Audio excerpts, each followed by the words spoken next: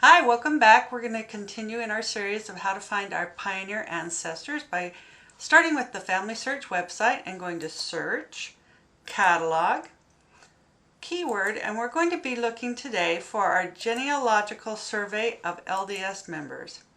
So search for that and it comes up at the top and we're going to click on that file and it opens to what the Genealogical Society of Utah conducted between 1924 and 1929, a genealogical survey passing out papers to LDS members asking them to fill out their history, hoping to gather information from pioneers and their sons and daughters before they passed away. So what they have here is 1 through 34 volumes of papers showing ancestries, and we have a volume that is indexed, but make sure that you click this index, not the early church information file index. We've already been there. Before we click the index, I'm going to show you down at the bottom here that the index includes, and it gives you something you can look at right away instead of having to go to this index. We could see that if we wanted Barnes, we could just know that we need to go to volume 2 because that covers Barnes.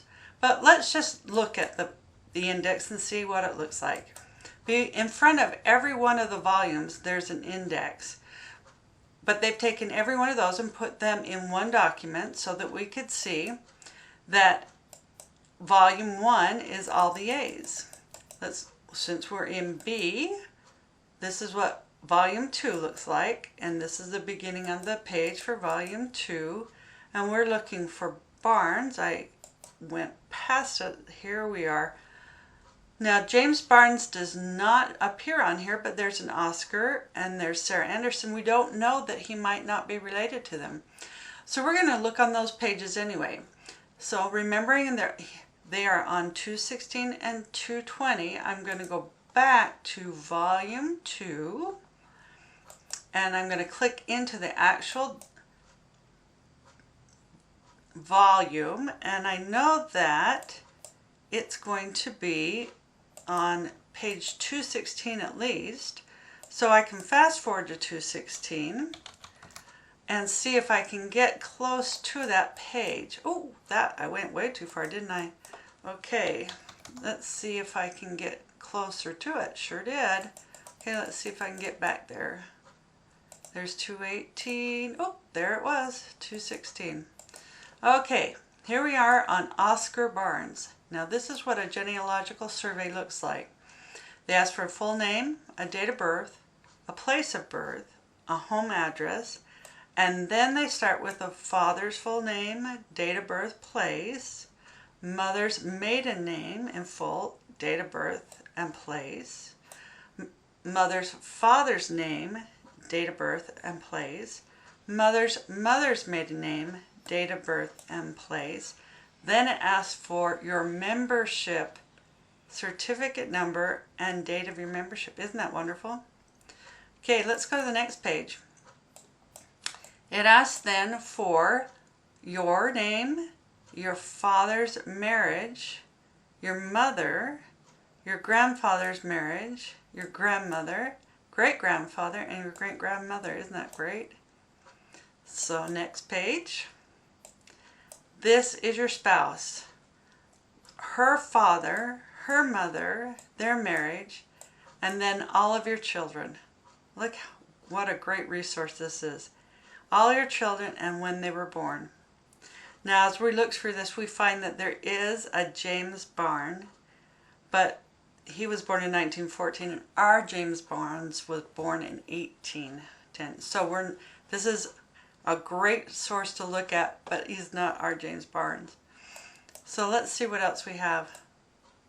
Oh, look at this. We have a biography, I think, of Oscar Barnes. Let's see what it has to say. He was the son and was born on this date. He was baptized on this date. He was ordained a deacon. At the age of 23, he married. He moved and lived 15 years there. This is what he did. He cleaned sagebrush and farmed. He was ordained a priest, a 70. Man, look at all the stuff this man did.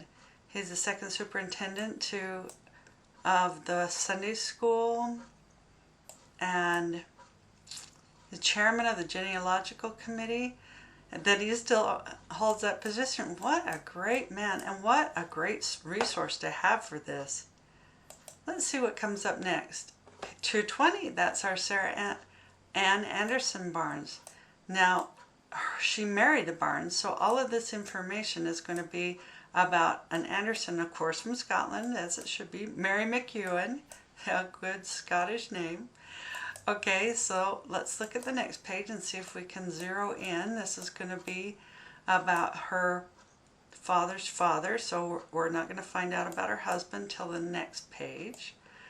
John Wilson Barnes, and John Barnes was his father. So nope, he's not part of our James Barnes. And look at their children. Look at all this great information. By chance, did she write down her history too? She did. Look at this. My occupation is a probations officer for Madison County. She teaches seminary. She's part of the Genealogical Committee. Isn't this a wonderful resource? Well, we didn't find our James Barnes, but we did find some excellent pioneer information. I hope you enjoyed this video.